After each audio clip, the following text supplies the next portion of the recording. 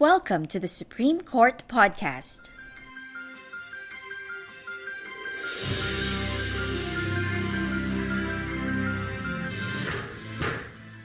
All opinions expressed in this podcast do not reflect the views of the Supreme Court. For clarity, the text of the decision prevails. Imagine you're in a buy-bust operation. A police officer disguising himself as a buyer informs you you are under arrest. How do you know what the arresting police officers are supposed to do? How can they make sure that the alleged dangerous drugs seized during the operation are the same ones presented in court?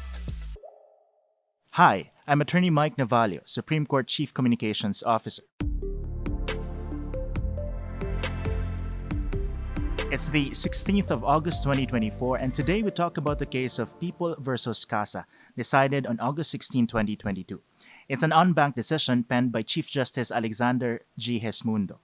The case is significant because it talks about when an inventory should be conducted in drugs cases and what police officers are required to do to comply with the chain of custody rule. With me is Attorney Antonio Cesar Manila, Deputy Chief Justice Staff Head from the Office of the Chief Justice. Hi, Attorney AC.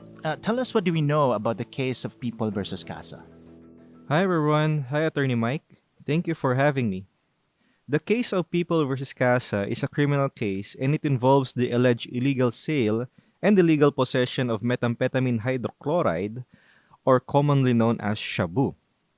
In July 2015, the Negros Oriental Police conducted a buy-bust operation after receiving information that a certain mama or madam was engaged in the illegal drug trade.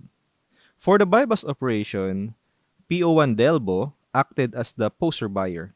He was approached by this certain mama who offered PO1 Delbo shabu.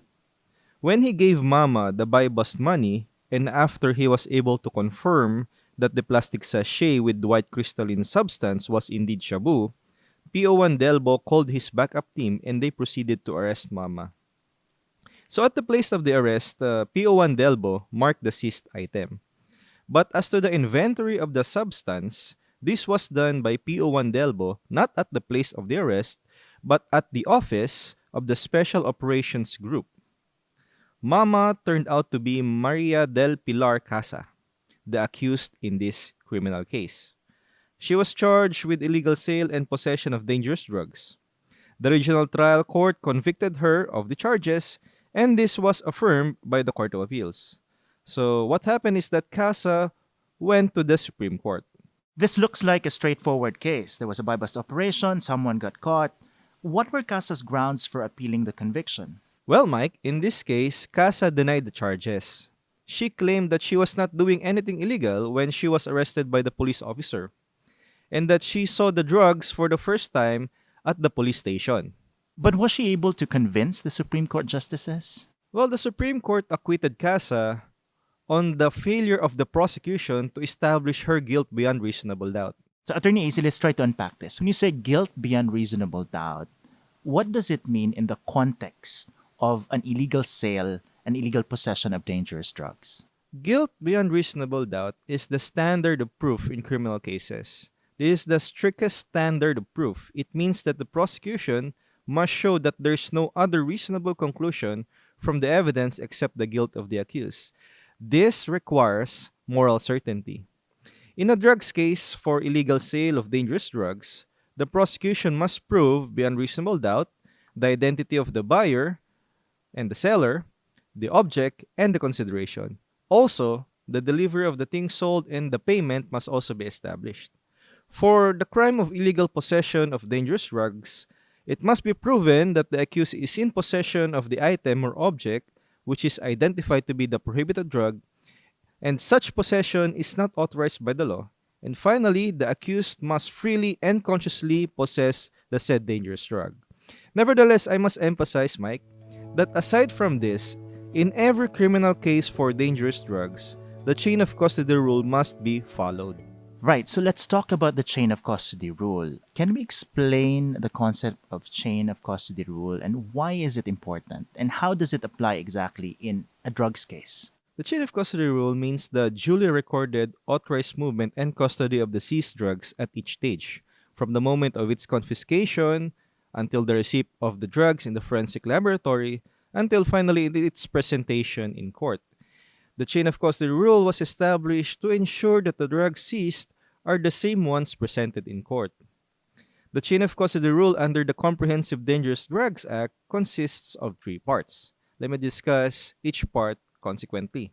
The first part requires that immediately after seizure, the seized item must be inventoried and photographed by the apprehending team. And this must be done in the presence of the accused or his or her representative or counsel, plus two other witnesses, an elected public official, and either a representative of the National Prosecution Service or the media. These insulating witnesses must sign the inventory report. So this first part of the chain of custody rule, this pertains to the immediate physical inventory and photographing of the seized items in the presence of the accused or his or her representative, plus the insulating witnesses. How important is immediacy in this case, Attorney AC? Why should it be immediate? It's immediate that the drugs must be inventoried so as to ensure that the drugs seized would be the actual drugs presented in court. Right. So assuming that the first part is done, what's the second part of this chain of custody rule? The second part involves the location of the inventory and the taking of photographs. Under Section 21 of the Comprehensive Dangerous Drugs Act, the physical inventory and photograph shall be conducted at the place where the search warrant is served or at the nearest police station or at the nearest office of the apprehending officer or team, whichever is practicable, in cases of warrantless seizures. The interpretation of this specific provision of the law is actually the main issue in this case. Right, because as we mentioned, the inventory was not done in the place where the drugs were seized. So this actually led to the acquittal of this mama, the Casa. But based on the language of the law that you just shared, how should we interpret this provision? So according to the court, in warrantless seizure, the inventory and taking of photographs must generally be conducted at the place of seizure, so as a general rule. However, as an exception, it may be conducted instead at the nearest police station or at the nearest office of the apprehending officer when, first, it is not practicable to conduct the same at the place of seizure or when the items seized are threatened by immediate or extreme danger at the place of seizure. But Attorney AC, as pointed out by the dissenting opinion of Justice Antonio Co. Jr., the plain meaning of the law seems to suggest that the two alternatives are possible. How then should we interpret the phrase, whichever is practicable? The court said in this case that the law itself recognizes that the conduct of the inventory at the nearest police station or at the nearest office of the apprehending officer is not absolute because of the phrase, whichever is practicable. A plain reading of the provision shows that this phrase is a qualifier when the police officers may conduct the inventory at the nearest police station or at their nearest office. It shows that the plain meaning of the statute that only when the police officers offer a practicable reason for the conduct of the inventory at the nearest police station or at the nearest office shall the law allow a deviation on the location of the inventory. Without such practicable reason, then the police officer should instead conduct the inventory and taking of photographs at the place of seizure. But what about the argument that law enforcers will surely put forward that this may make it too difficult for police officers to implement? The court also addressed that concern in this decision. The court said that when the police officers are able to provide a sensible or justifiable reason, which is practicable, consistent, and not merely generic or an afterthought excuse, then the courts will recognize that the police officers indeed may conduct the inventory at the nearest police station or at their nearest office. The court also stressed in this case that this requirement is reasonable for police officers because of their expertise in handling buy-bust operation. The court recognized the proficiency and skill of police officers to determine whether it is clearly not practicable to conduct the inventory at the place of seizure during the warrantless arrest.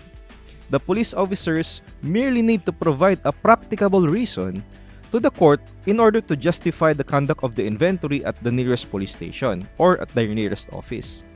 Only when the police officers fail to comply with such modest and straightforward task of providing a practicable reason shall it result to a deviation of the chain of custody rule. In this case, Attorney AC, the police officer actually said the reason for holding the inventory at the police station is for security purposes. Did that actually suffice, or does that actually suffice? The court did not find the reason sufficient. The court said that the mere general invocation of security purposes without any explanation or detail is not sufficient to justify that it was actually not practicable to conduct the inventory at the place of seizure, which would necessitate a change of venue to the nearest police station. Right, so does that mean, Attorney AC, that if police officers are not able to comply with the stringent requirement of conducting the inventory at the place where the search warrant was served or there was a buy-bust operation, does that mean that the accused will automatically be acquitted? Isn't there a saving clause to this requirement? Not necessarily, Attorney Mike. So if you look at the third part of the chain of custody rule, it provides for the so-called saving clause. It states that justified non-compliance with the chain of custody rule shall not render invalid the seizure of the items so long as the integrity and evidentiary value of the seized items are properly preserved by the apprehending officer. So in this case, not only was there a deviation, there was also no justification. So in this regard, Attorney AC, why is this so important? That police officers should be able to follow the chain of custody rule and that they are able to prove this in court. So in several decisions of the Supreme Court, they have described drugs as a fungible item, which can be easily replaced. And the minuscule amount of drugs can be changed or even planted. That's why it's very important that the drugs seized in a police operation should be proven to be the same drugs presented in court. Only with the compliance of the chain of custody rule shall we seek the assurance that the drugs actually caught will be the drugs presented in court. All right, good discussion, Attorney AC. Thank you for joining us today. Thank you as well, Mike. All right. And if you wish to read the full text of the court's decision, you can go to the Supreme Court website and e-library. Just search for People versus Casa, GR number 254208. This week at the Supreme Court, the court disbarred a lawyer for having multiple extramarital affairs. He was found guilty of grossly immoral conduct in violation of the Code of Professional Responsibility and Accountability, or the CPRA, the Code of Conduct for Lawyers. In Pimentel versus House of Representatives, the court required Congress, the Department of Finance, Executive Secretary Lucas Bersamin, and PhilHealth to file their comment to the petition challenging the return to the National Treasury of GOCC excess reserve funds. The court required the respondents to file their comment to the petition and prayer for temporary restraining order within a non-extendable period of 10 days from notice. In Magsasaka Party List versus Comelec, the court nullified Comelec rulings which recognized Soliman Villamin Jr. as the national chairperson of Magsasaka despite his removal from the party.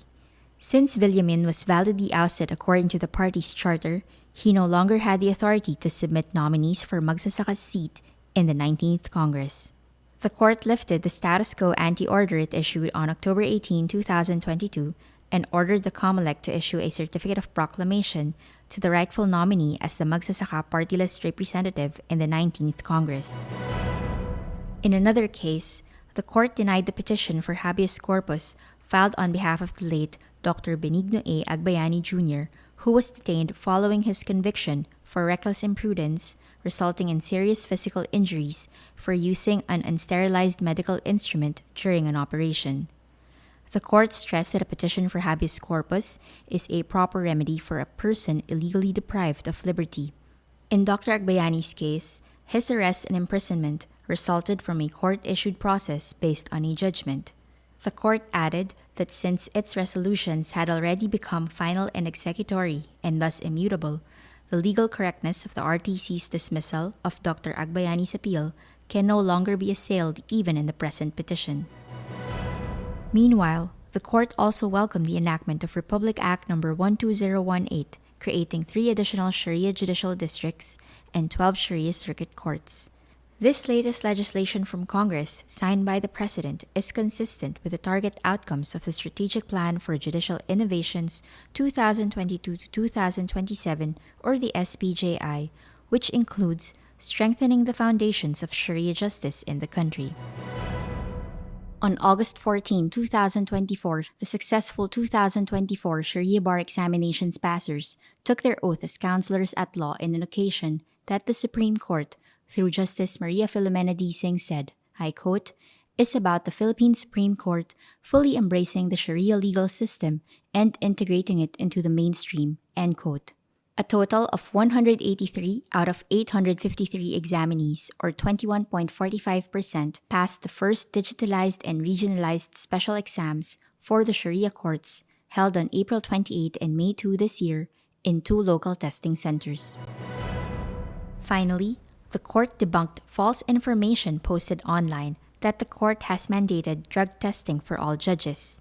In a statement, SC spokesperson Attorney Camille Ting said that Office of the Court Administrator Circular No. 246/2024 requires all judges and court personnel to submit to a basic annual physical examination on or before October 15, 2024. While the APE under the proposed health plan with a healthcare provider includes random drug testing, the guidelines for these have yet to be issued. And that's your Supreme Court this week. And that's our podcast this week. Join us again next time for a detailed discussion of select cases decided by the Supreme Court. I'm Attorney Mike Navalio, your Supreme Court Chief Communications Officer. I'm Tiff Atendido Beltran, Supreme Court Information Officer. You can catch this podcast on the Supreme Court Public Information Office's accounts on X, Facebook, Instagram, Threads, and YouTube.